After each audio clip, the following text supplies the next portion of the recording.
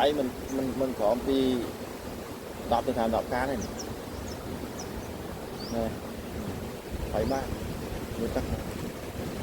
hai nó có pin đi bay đi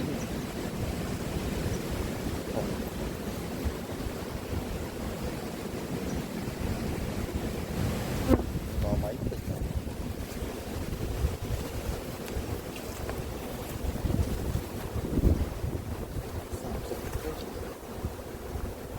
là thôn bay có một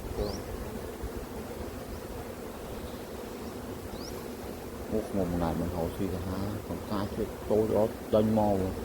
còn quay tặng hơn